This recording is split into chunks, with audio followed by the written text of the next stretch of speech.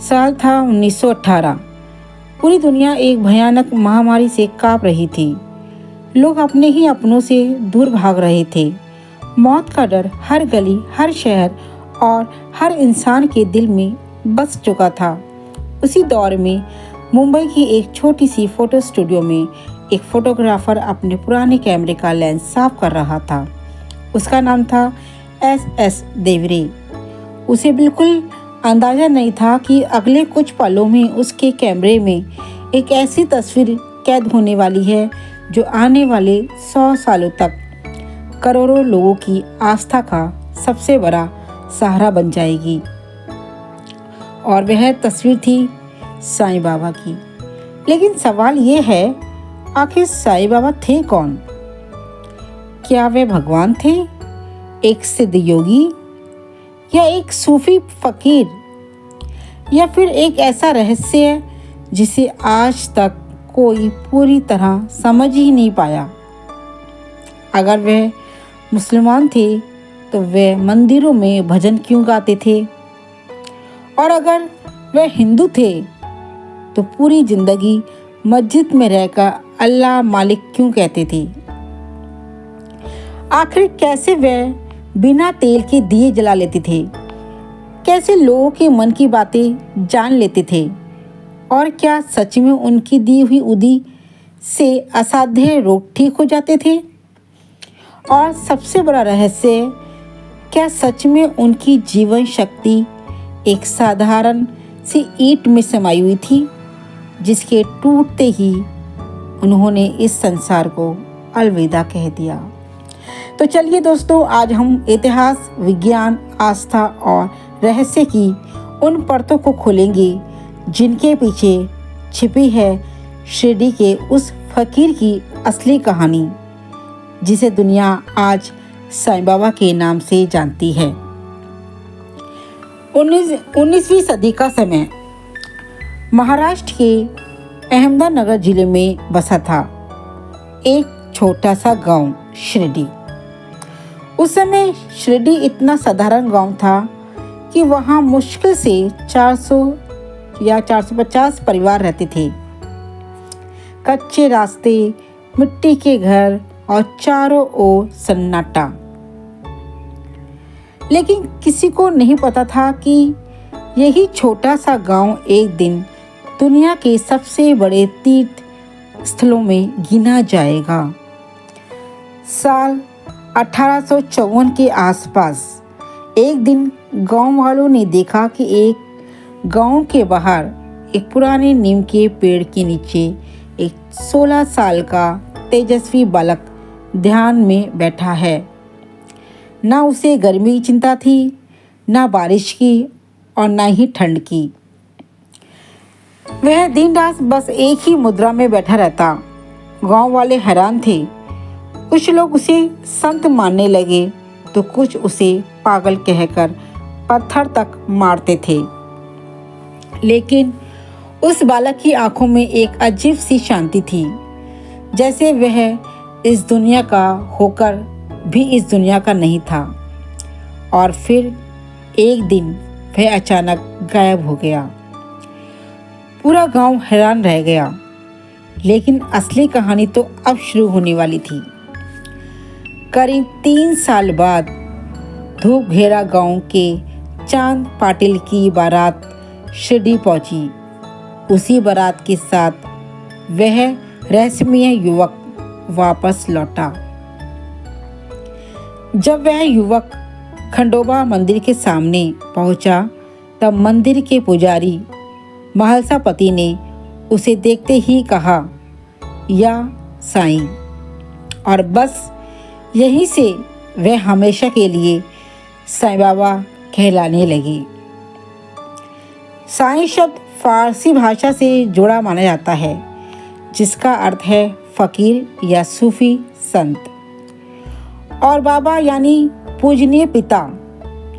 एक ही नाम में हिंदू और मुस्लिम दोनों संस्कृतियों का संगम था। लेकिन सबसे बड़ा सवाल अभी भी वही था, साईं बाबा आखिर थे कौन?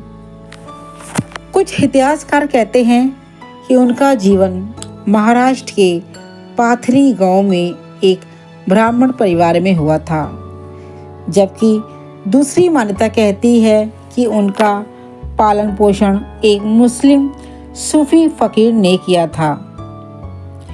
शायद इसी वजह से उनके अंदर हिंदू और मुस्लिम दोनों परंपराओं का अद्भुत मेल दिखाई देता है। वे मस्जिद में रहते थे लेकिन भजन गाते थे। वे अल्लाह मालिक कहते थे लेकिन राम नवमी भी मनाते थे। उन्होंने कभी किसी का धर्म बदलने की कोशिश नहीं की, बल्कि वे कहते थे सबका मालिक एक। दोस्तों, यह सिर्फ एक वाक्य नहीं था, बल्कि उस दौर में इंसानियत को जोड़ने वाला सबसे बड़ा संदेश था। साईं बाबा का जीवन बेहद साधारण था। वे रोज गांव में भिक्षा मांगने जाते, कुछ घरों से रोटी लेते, कहीं से दाल, कहीं से दूध, फिर उसी भोजन को जानवरों और गरीबों में बांट देते। लेकिन उनका सबसे रहस्यमय स्थान था द्वारका माई, एक टूटी फूटी वीरान मस्जिद जिसे बाबा ने अपना घर बना लिया था। वही उन्होंने एक पवित्र अग्नि जलाई जिसे धूनी कहा जाता था, और इस धूनी से निकलती थी उदी। लोग कहते हैं कि बाबा की उदी में चमत्कारी शक्ति थी। कई बार लोग सिर्फ उदी से ठीक होने का दावा करते हैं। क्या ये आस्था की ताकत थी या सच में बाबा के अंदर कोई दिव्य शक्ति थी? अब सुनिए बाबा का सबसे प्रसिद्ध चमत्कार। एक बार गांव के दुकानदारों ने बाबा को तेल देने से मना कर दिया। बाबा शांतिपूर्वक वापस लौटे और दियों में तेल की जगह पानी भर दिया। फिर जैसे ही इन्होंने दीपक जलाए, वे पूरी तरह रात भर जलते रहे। उस दिन पहली बार लोगों को एहसास हुआ कि यह साधारण फकीर नहीं हैं। लेकिन बाबा के चमत्कार सिर्फ यहीं तक सीमित नहीं थे। लोग कहते हैं कि वे बिना बोले लोगों के मन की बातें जान लेते थे। कई भक्तों ने दावा किया है कि संकट के समय बाबा अचानक उनके सामने प्रकट हो जाते थे। कुछ लोगों के लिए वे संत थे और कुछ के लिए भगवान, लेकिन बाबा खुद को सिर्फ फकीर कहते थे। साल 1918 बाबा की तबीयत अचानक खराब होने लगी और फिर एक दिन उनकी सबसे प्रिय ईंट टूट गई। यह कोई साधारण ईंट नहीं थी, वह उनके गुरु की निशानी थी। बाबा उस ईंट को अपने सिरहाने रखकर सोते थे। ईंट टूटते ही बाबा शांत हो गए, जैसे उन्हें पता चल गया हो कि अब उनका समय पूरा हो चुका है। 15 अक्टूबर 1918 दशहरे का दिन था। द्वारका माई में बैठे बैठे बाबा ने अपनी अंतिम सांस ली। लेकिन दोस्तों, एक संत की मृत्यु कभी अंत नहीं होती। असल शुरुआत तो उसके बाद हुई। आज शिरडी दुनिया के सबसे बड़े तीर्थ स्थलों में गिना जाता है। हर साल करोड़ों लोग वहां दर्शन करने आते हैं। जो फकीर जीवन भर भिक्षा मांगता रहा, आज उसी के दरबार में दुनिया के सबसे अमीर लोग सिर झुकाते हैं। तो क्या साईं बाबा भगवान थे या सिर्फ एक ऐसे इंसान जिन्होंने इंसानियत को धर्म से ऊपर रखा?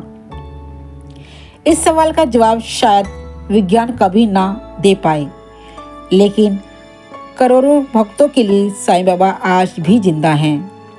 अगर आपको यह वीडियो पसंद आई है तो इसे आप लाइक ज़रूर करें और कमेंट में ओम साईं राम ज़रूर लिखें।